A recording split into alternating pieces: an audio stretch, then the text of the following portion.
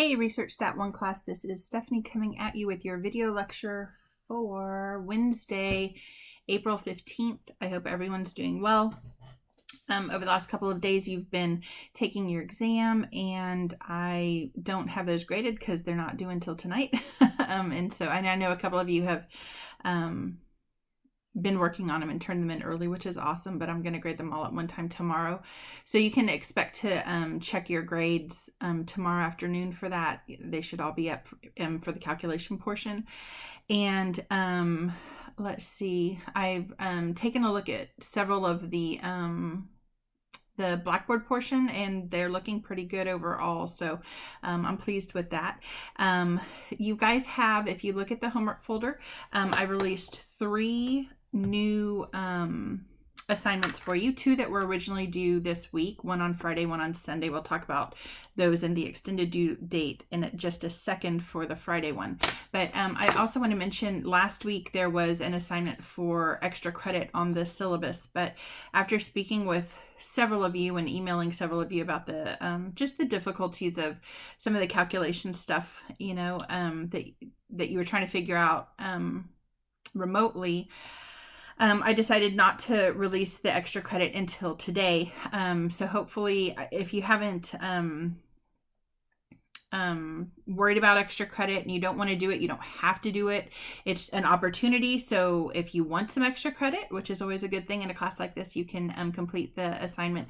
It is asking you to think about hypotheses and apply what you've learned in the last exam. And so this assignment is going to ask you to use that research paper that you found in the beginning of the semester and discuss the hypotheses that are in that research paper. So right at the end of the introduction, you should see some hypotheses.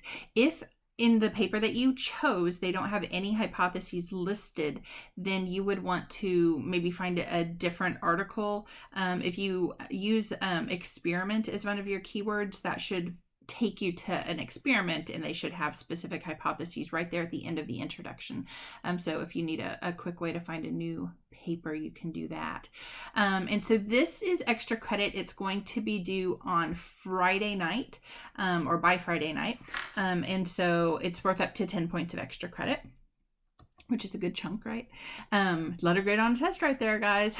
So I recommend trying to do it. Remember that you need to have your in-text citations. I mean, everything needs to be good for you to earn those points.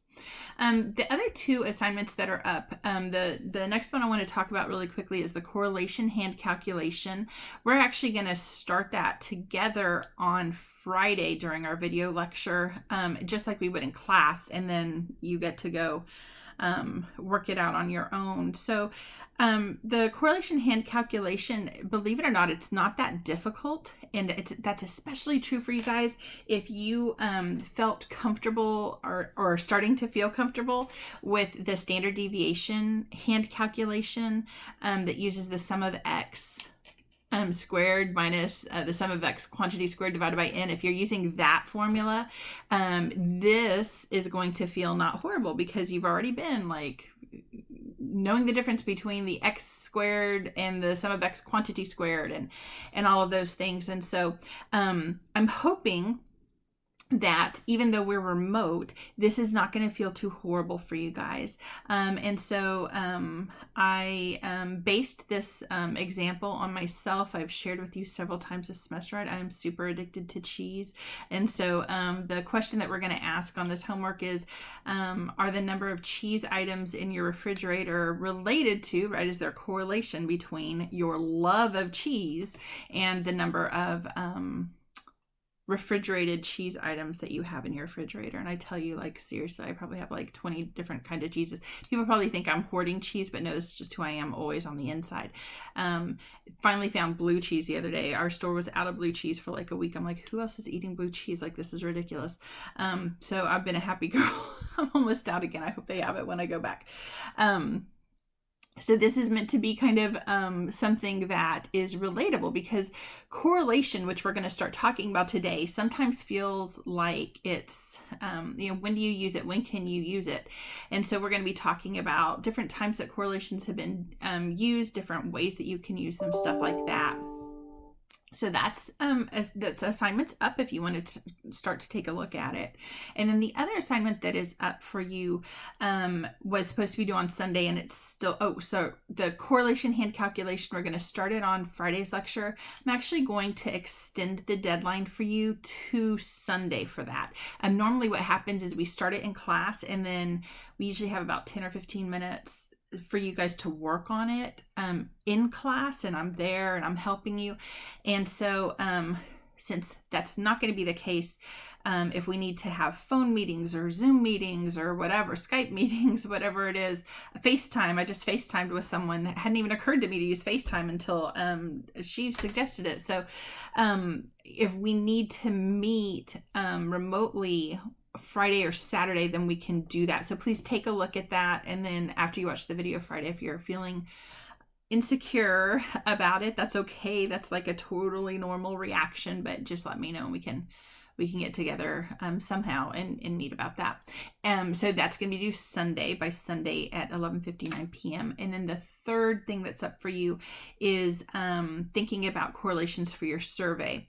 So today we're going to talk about kind of some correlation basics. We'll continue that talk on Friday.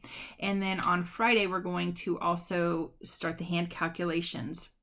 Okay. When we start those hand calculations, then on Friday, you've got a background of what correlation is and why we do it. And so what I need you to be thinking about are the questions that you would want to ask on your survey project. Remember that you are creating a survey, a 10-question survey assessing a belief or an attitude about something. And we've been working on that most of the semester. So we are getting very close, right? Those surveys are due next week. And so thinking about the correlations that you're actually wanting to explore in your survey is going to help you create the questions that you need to ask. So we have you think about those questions, the hypothesis, right? The research questions that you're asking so that you can create those survey questions themselves. Okay, so this assignment is up for you, and you have until Sunday at 11:59 to complete it. It's really just having you think about like who's the population, who would the sample be? Remember, the sample would be us, right? And all those questions that we kind of use to contribute to the creation of that survey that we've been talking about all semester. All right, so today we are going to start chapter 8, which is all about correlation. So this is actually our last unit in the class, if you can believe it. We only have like a handful of class meetings left, which is shocking. Yeah, I think we have 6 if we include today. So this semester is coming to a close pretty quickly. And in this last unit, we're going to be talking all about correlation. And so there's a lot of points in this last unit because we have to talk about correlation. We're also completing our survey project. We're also, we have an exam for this, and then we have the cumulative final. So there's still a lot of points to be earned here.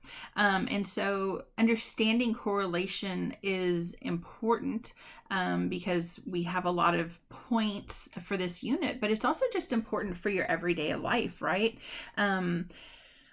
I'm sure you guys are hearing all kinds of stuff about research that's being done on COVID-19. And I was talking with one of you on the phone the other night, and you mentioned that you had seen a conspiracy theory, right, about COVID-19 and how it's being spread through cell phone towers, I think. And so the explanation that this person was giving is that, if you look at where the disease is, it's located where there's the most cell phone towers. And it's like, well, yeah, but there's the most cell phone towers where there's the most people. So we would expect to find, more cases there, right? But these correlations that people find in their real everyday lives are often problematic. They aren't well thought out.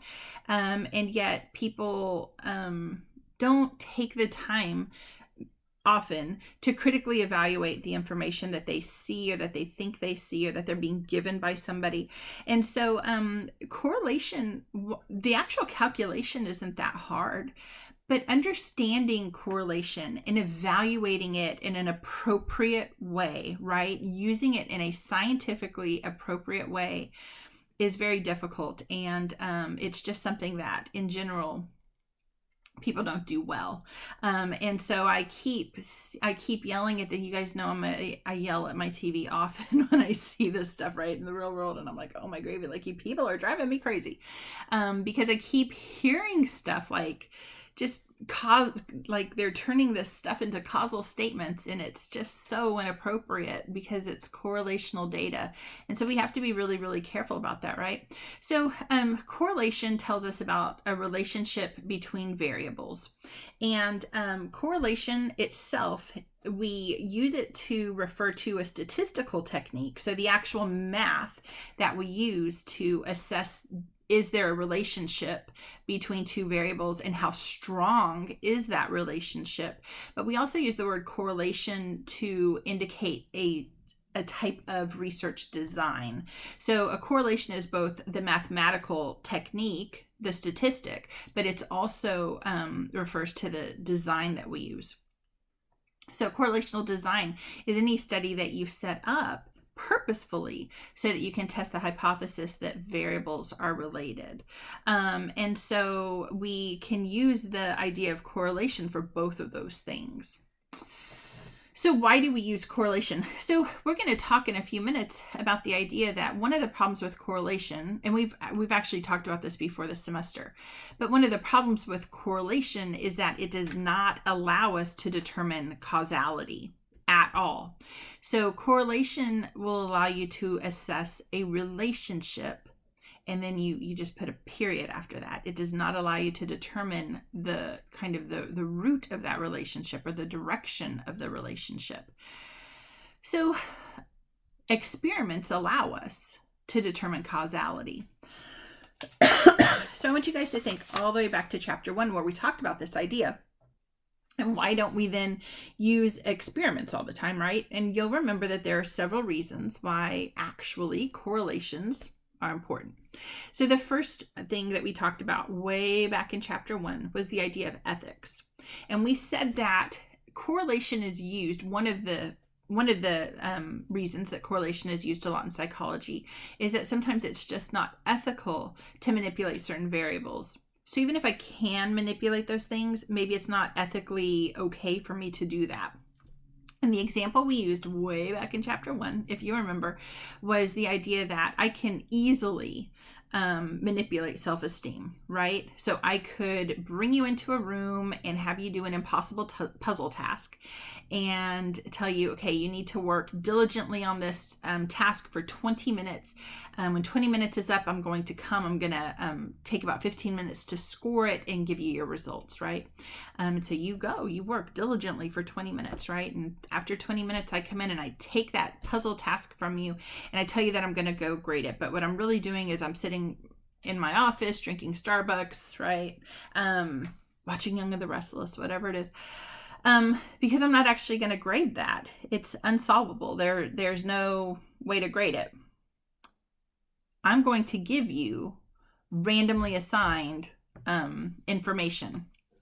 I'm going to give you a randomly assigned feedback. So there's two conditions in this experiment. One, I go into the room and I ask you, I say, I really need you to be honest with me. And I really need you to think about this. Have you ever taken a test like this before? And you think about it and you're like, I don't think so. And I say, I really need you to think about this because your score was the highest score I've ever had. You are scoring at the level of a genius. What would that do to your self-esteem, right? Science has proven I'm a genius, right? Okay, so now let's say you're in the other group though. You've been randomly assigned to a different type of feedback. So I go back in the room and I ask you, I need you to be really honest with me. Did you even really try on this task? Do you feel like you gave up at any point? And you're like, no, you told me to really give it my all for 20 minutes. And that's exactly what I did. And I ask you, did you work the whole 20 minutes? And you're vehement that you did. And I say, I find that all hard to believe because your score is that of about a fourth grader. Okay, guys, what would that do to your self-esteem, right? my point is this: I can easily manipulate self-esteem. It doesn't take much to do it, right? Sorry. It doesn't take much to manipulate self-esteem. It's really quick and it's easy, but that doesn't mean it's ethical. So we have to keep in mind the idea that the things that we can't, just because we can do them, doesn't mean that we should do them, right? And so this is a big issue for us in psychology that we really have to consider. So is it ethical to manipulate some of the things that we might want to manipulate? So that's number one. Another reason that we might have to use correlational is a correlational design is because we are trying to assess a characteristic that is of the person. Do y'all remember that we talked about subject variables, or what we also called organismic variables? So those organismic variables then would preclude us, if we're trying to study a organismic variable, we wouldn't be able to manipulate that, because remember that is a stable trait that is of the person when they come into our study. And so you cannot change my age, you cannot change my underlying personality, my stable personality characteristics, right? You can't change my gender, you can't change a lot of things about me when I go into this study. And the problem is that if I want to study those things that you can't randomly assign me to, you cannot use an experiment to study those things. So we use correlation in those kinds of studies.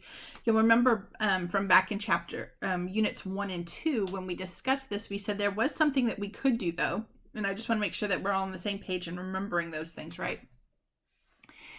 Sometimes we use those subject variables in conjunction with manipulated variables. When we do that, we have a study where we've got multiple factors, right? And we talked about factorial designs.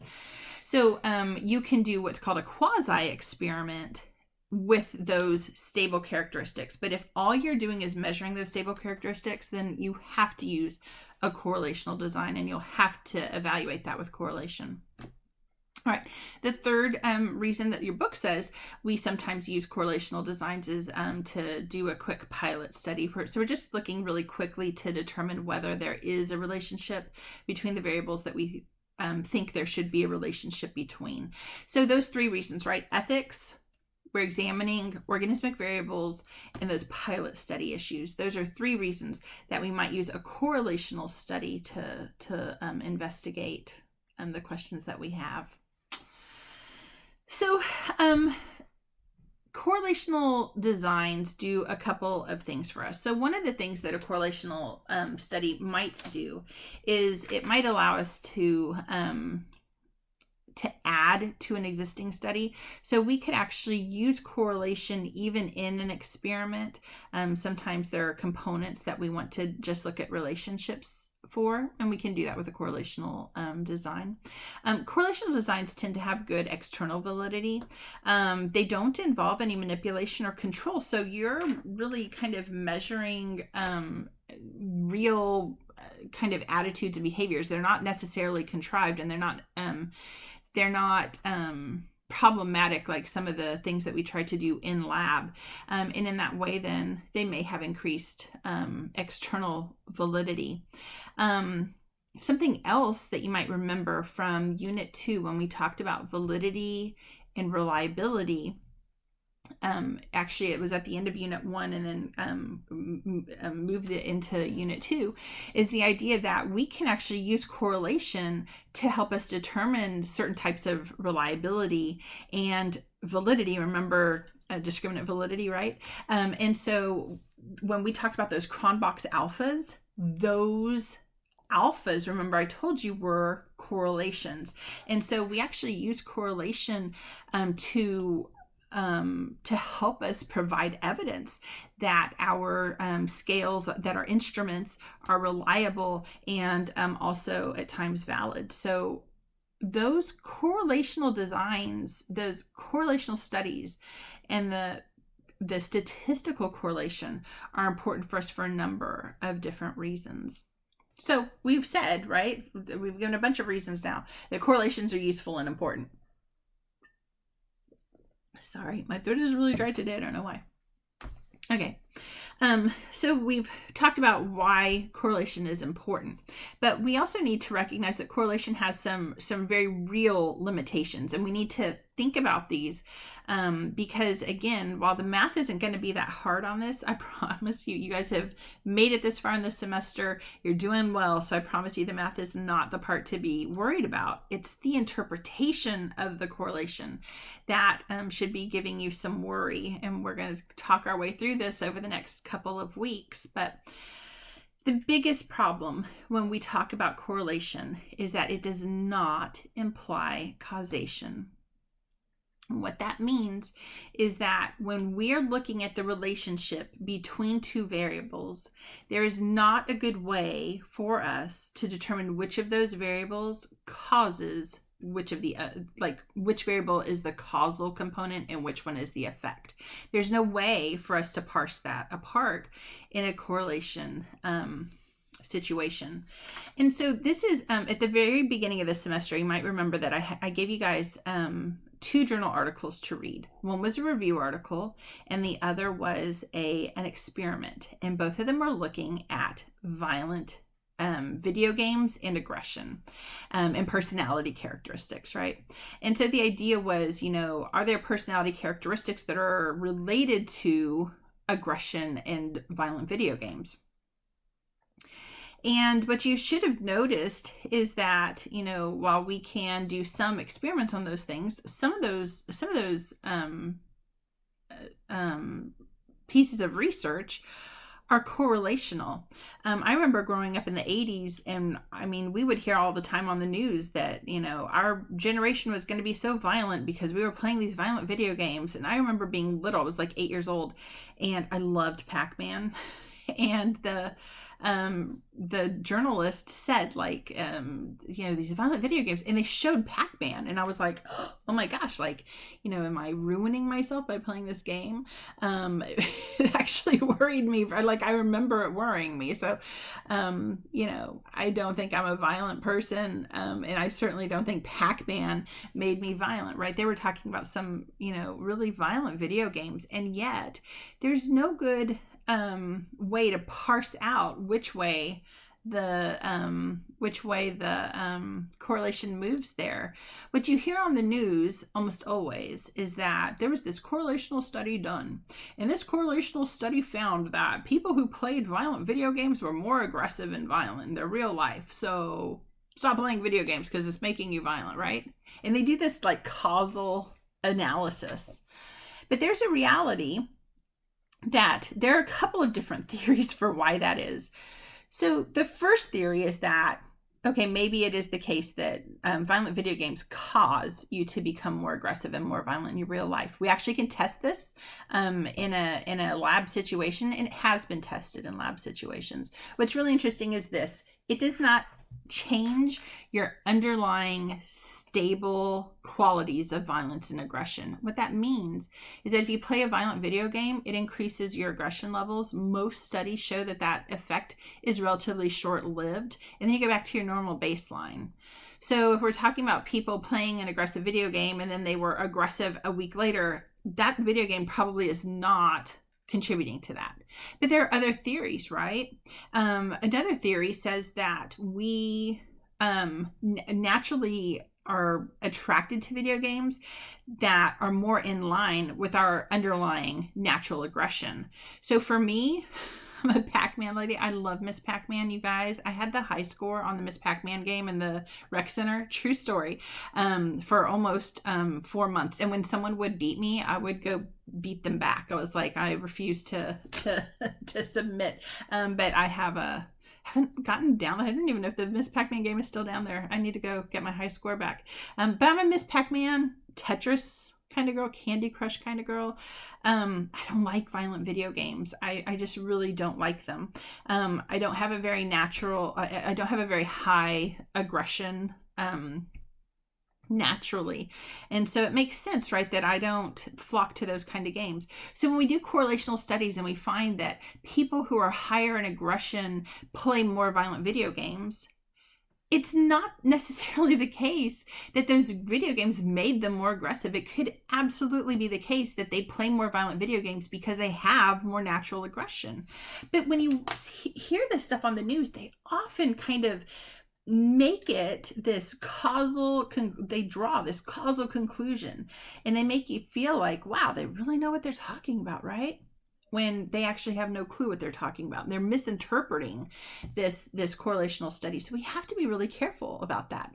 Correlation does not imply causation. You do not know which variable occurred first, which means that you do not know which variable was the causal agent and which one was the effect.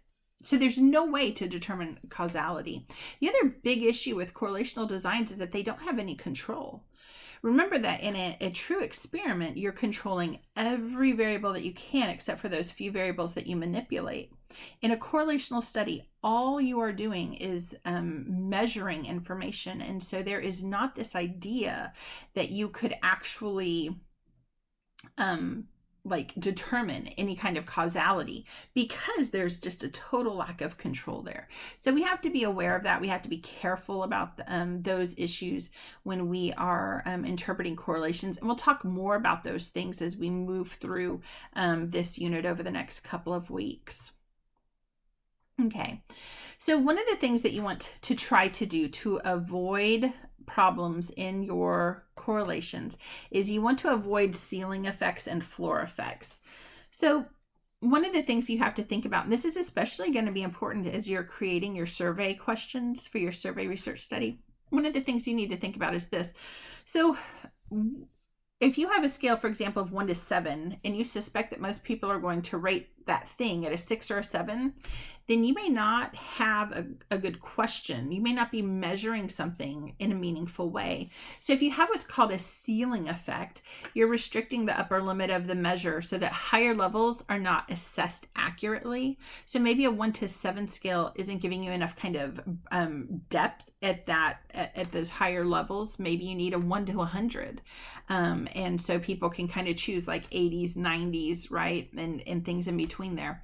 We also have something called a floor effect. So here you've restricted the lower limit of the measure so that lower scores are not assessed accurately. So you need to be careful for those ceiling and those floor effects. Okay. All right, so thinking about correlations then, and the whole purpose, right? Correlation, right? The word correlation. So you're trying to come up with an understanding of how variables relate to other variables. So we're going to be talking in this class about bivariate correlations. So bi, two, variate, variables. So two variables, and we'll talk more about that in a second. But we're really, when we think about a bivariate correlation, we're thinking about the relationship between two variables. So when we're thinking about these correlations, they're kind of limited because we can only think about two variables at a time. Now that said, if, for example, on your survey scale, you're going to ask a bunch of hypotheses. Each of those hypotheses has to do with two variables, and so you can ask a bunch of questions and get a bunch of correlations, but just know that we're going to be kind of limited in that way. The actual statistic that you used is going to be determined by the scale of measurement that you used for your correlational study. And so we are going to use a bivariate correlation that is called the Pearson product moment correlation. And in order to use the Pearson product moment correlation, we have to have continuous variables. So I want you to think, if you have to put me on pause, put me on pause. But I want you to think about what scale of measurements do we have to use then to use the Pearson product moment correlation. I'll give you a second while I take my sip of water. Made noise there. All right. So what is it? I'm all like LeVar. Yeah, that's right. Yeah, that's right. Yeah, that's right. It has to be an interval or ratio level data. If you are using nominal level data, you cannot use a Pearson product moment correlation. If you are using ordinal level data, you cannot use a Pearson product moment correlation. And I'm going to shock you even more, because there are some researchers who suggest that if you are using interval level data with a Likert scale, you should not use a Pearson product moment correlation. I'm going to disagree with that. In our class, as long as you have at least 7 points on your Likert scale, I will let you use a Pearson product moment correlation. So if you have fewer than 7, you cannot use the Pearson. If you have 7 or more, then you can use it. Okay, so what is that telling you, right? As you are creating your surveys, you need to be thinking about, okay, what does this actually look like for me? And then scale your data appropriately. Okay. So the Pearson product moment correlation, we're just going to call it the Pearson's R from now on. That's pretty standard. So the Pearson's R, that little R, is going to be the symbol for a correlation. So the symbol of R is going to be important. That's how we're going to report the statistic. So for example, with the t-test, we reported it t equals. For the correlation, we're going to report R equals. So that R is what we call the correlation coefficient. Okay. So the numbers that we get from the Pearson, we label as R. Sometimes you'll see R of whatever the variables were. That's not uncommon. And we'll see that a couple of times next week. So the Pearson product moment correlation is used to determine whether a linear relationship exists between 2 continuous variables. So what does that actually mean? Because there's actually a lot of information in that sentence. So whether a linear relationship exists between 2 continuous variables. So we know it has to be exactly 2 variables. They have to be continuous. And we are looking not just for a relationship between the variables, but very specifically, we are looking for a linear relationship. So if we have, for example, a great example recently, I think everyone's using these fancy words, and I hope they're looking them up or remembering from when they learned this in Algebra 2 in high school. But this idea of the logarithmic or the exponential increase, right, in COVID-19 cases, well, that's not a linear relationship. It's an exponential relationship. So instead of moving in a line like this, it moves in a line like this, right, where it kind of starts off slow, and then all of a sudden it shoots up. And that's what we expected to see with the infections, which makes a lot of sense, but it's not linear. So you cannot use a correlation on that data because it's not a linear relationship. And by definition, it shouldn't be a linear relationship. So if you know that the relationship you're looking for is not linear, you cannot use a Pearson product moment correlation. And let's say you don't know what the relationship should look like. In order to determine if you can use a Pearson product moment correlation, you should always look at your data on what we call a scatter plot first to make that determination if it is okay to use the Pearson product moment correlation or not. If your data is not linear, if it doesn't have a linear trend, and we're going to look at that in just a second, we're going to see some pictures. Actually, I don't know if we won't get to that today. I don't think we'll get to that at the beginning of the next class. Maybe we will. I don't know. I'm at 33 minutes. We'll see. But typically speaking, right, when we're thinking about that trend, we want to be able to see it. We want to be able to visualize it. And if it looks anything not linear, so if it looks logarithmic, if it looks like there, like one of the, like an S trend, if it looks like a parabola, right, that would not be a linear trend. So anything that doesn't have the general feeling of linearity to it, we would not be able to use for a Pearson product moment correlation. So using the scatter plot is going to help you if you don't have an understanding of what that trend should be. So, I put a couple of examples in the PowerPoint for you about what kinds of things you might think about using for correlation, right? So the relationship between income and happiness, right? So is it necessarily the case that the more money you make, the happier you are? Another example might be the relationship between stress levels and hours worked per week. So is it the case that people who work more are necessarily more stressed out, right? These are questions that we might be interested in asking, and we can assess those questions with the Pearson product moment correlation. All right, so the Pearson's R examines the relationship between variables, and when we calculate out using the equation, when we calculate a Pearson's R, we are going to find values that range from -1 to +1. So if you are ever, you guys, this is so important, right? On the exam, if you ever are calculating a Pearson's R and it is greater than +1 or less than -1, it is not possible for you to you have done something wrong. It is not possible to have a Pearson's R value greater than 1 or less than -1. It's impossible. So this is one of your first checks. Like if you are doing the Pearson and you've got a number that's impossible, you need to recalculate that, right? That's actually really important. So the Pearson's R, again, will always range between -1 and +1. And what that number kind of represents is how the value in one variable changes in relation to changes in the other variable. So how, if I change one of my variable, the numbers, is the other variable, what is it doing? How are its numbers changing as well?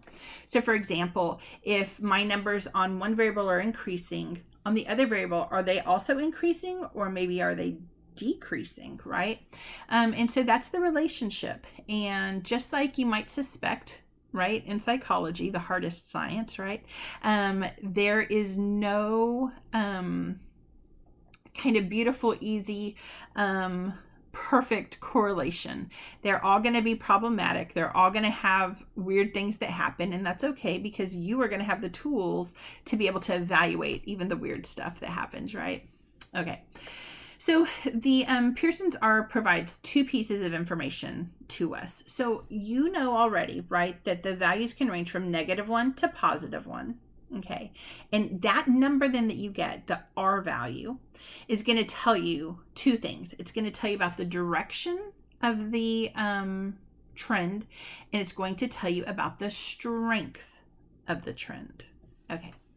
So let's talk first about the direction of the trend. So if the values range from -1 to +1, so if we just think about this as a number line, you guys, and 0 is in the middle, okay, think about this. You're going to have half of the time, right? If you think about, all the correlations we could ever possibly do, we're going to have negative numbers, and we could have also positive numbers. So the direction is determined by which side of that 0 we're on. Are we on the negative side? Then we have a negative correlation. Are we on the positive side? Then we have a positive correlation. So what do those two things mean? Because they do mean two really different things. So a positive correlation means that high scores on one variable are associated with high scores on the other variable.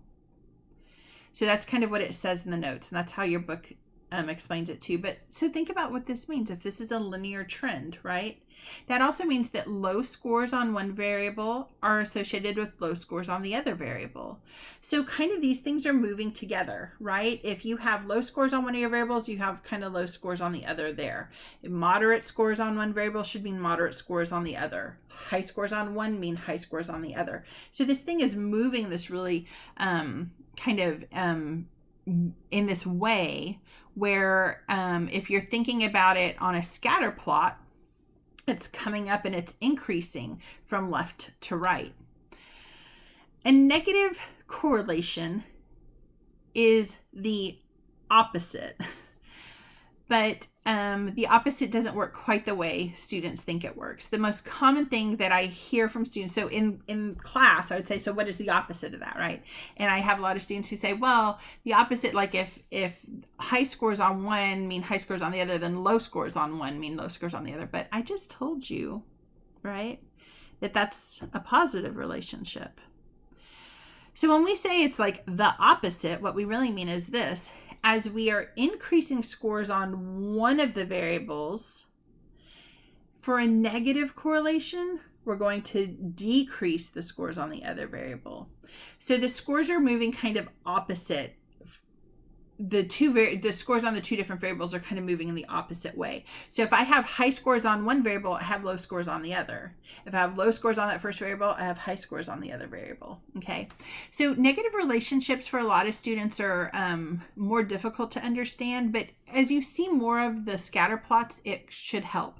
And if we're thinking about this on the scatter plot, then right, if we think about the x-axis, if we're very low on the x-axis, then we should be very high on the y-axis, right? For these scores, remember, high on one means low on the other. And so the trend in the scatter plot is going to be high on the left, going down to the right for these negative relationships. And you should be able, hopefully you're following along with your Blackboard notes, and you can kind of see that in a second. That's actually the first thing we're going to do at the beginning of next class. So right now we're just doing all those seed plantings, and next class we're going to start off and we're going to see those. But right now you can go into your Blackboard notes, go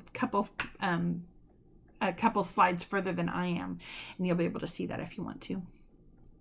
All right, so that's the direction, positive or negative. The other thing that we get from the Pearson's R is the strength of the relationship, sometimes called the magnitude of the relationship. And that is going to be determined by the absolute value of R. So you might remember, like way back, I don't know when you learned it, I feel like it was like probably 6th or 7th grade, right? They taught you that you could put these lines around the value, right? So line for line, right? And that was the absolute value. And what it meant, right, is that you don't think about the sign. So when we're thinking about the strength of the relationship, the sign doesn't matter. So sign gives us direction, but it has nothing to do with the strength. A correlation of +1 is a perfect correlation. So is a correlation of -1, because the absolute value of -1 is 1. Remember that for the strength, we're not going to worry about the sign. So we are only going to concern ourselves with the actual value. The closer that value is to 1, whether it's +1 or -1, the stronger that relationship is. And that means that the closer that value is to 0, the smaller that relationship is, right? So this really interesting thing in personality, where Michel, who is a relatively well-noted personality theorist, made this really interesting statement, years ago. He was like, he calls the Pearson correlation value of 0.3 the coefficient of psychology. Some people call it the coefficient of personality, because a 0.3 is the most common correlation value that we get when we do these correlations of personality traits. Some people, I guess, think that's a bad thing, but I'm like, hey, I can predict stuff 10% of the time. I'll take it, right? We'll talk about the idea of when we use correlation and what it is, and it's indicative. It allows us to predict, and so we'll think about that as we move through the next couple of weeks as well. But this idea that the 0.3, it's pretty close to 0, right? And so it's a small correlation. Doesn't necessarily mean it's not important, but it's small. All right. So your book has this guidelines on the strength of the relationship. I'm going to tell you right now, I do not like this table. Don't bother memorizing this table. I don't even want you to really use this table. In the real world, we would never use this table. to assess or evaluate our correlation. Instead, what we would be using is an analysis, and then we would either use a table right in the back of the book. There's those tables. We've been using them for the last couple weeks. Or if we're using Excel or we're using SPSS for our evaluation, it's actually going to give us the probability values. So we would never use like this to necessarily say that something is strong or moderate or weak.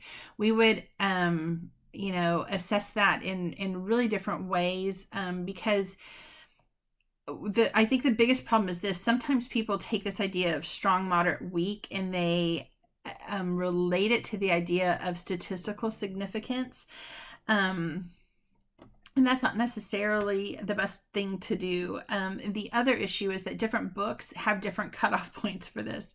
So in most psych books, that strong is an R value greater than 0.7. The moderate is the 0.5, and then the weak is anything 0.3 or below. So this has different guidance than most psych textbooks do. So again, I'm not that worried that you memorize. In fact, I don't want you to memorize that table. So just don't do that. Okay. All right. So the next thing that, or the last thing actually that we'll have time to talk about today is how to create a scatter plot. So this is just like you learned plotting things, plotting things on a Cartesian coordinate plane. You've been doing that since you were like in college algebra, right? In algebra in high school. And so you have your data set, right? You have two variables. You have variable A and variable B.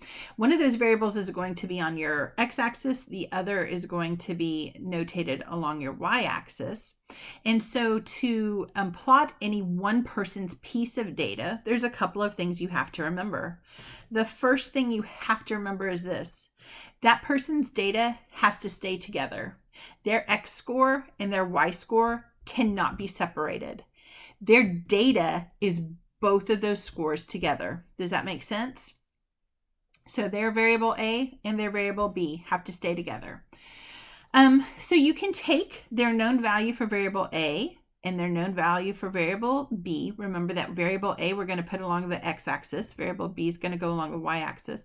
We can find the place on the scatter plot where that piece of data lives. And so I really like on slide 16, the little demonstration that I have for you. Make sure that you take a look at that. But this should feel like old hat. You've done this before.